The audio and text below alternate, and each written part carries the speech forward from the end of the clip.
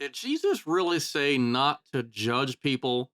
Because that's what a lot of people say to Christians when Christians become judgmental or say something against a person or a movement or an ideology. People say, well, don't you Christians, aren't you supposed to not judge people? Well, I'm Dr. Brian Huffling, and welcome to Classical Theology. We are going to look at that question and see what the Bible actually says.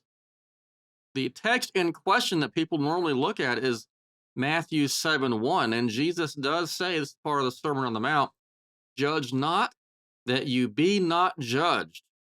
But that's normally the only place that people talk about. They stop at verse 1. Well, if you keep going with verse 2, it says, for with the judgment you pronounce, you will be judged, and with the measure you use, it will be measured to you. Why do you see the speck that is in your brother's eye, but do not notice the log that is in your own eye?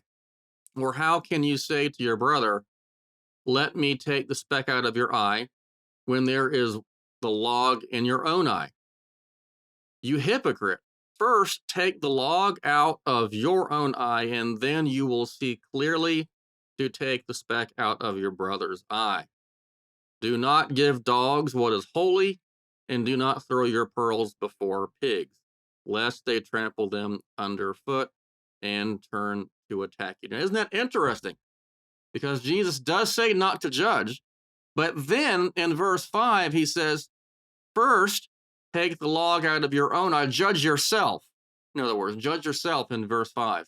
And then after you judge yourself, he says, then you will see clearly to take the speck out of your brother's eye.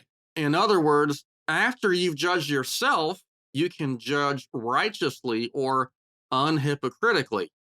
So Jesus isn't saying here not to judge. He's saying not to judge hypocritically. Look at verse 6. Do not give dogs what is holy, and do not throw your pearls before pigs, or some translations say swine, same thing. Well, how are you supposed to know what the dogs are or who the swine or pigs are unless you have some kind of a judgment? Let's look at Matthew 18, verses 15 and following.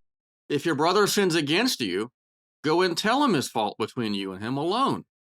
If he listens to you, you have gained your brother. But if he does not listen, take one or two others along with you, that every charge may be established by the evidence of two or three witnesses, in Old Testament teaching.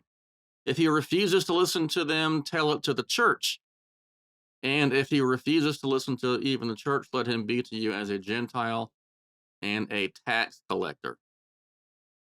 So Jesus isn't saying not to judge. He's telling people how to judge appropriately and unhypocritically.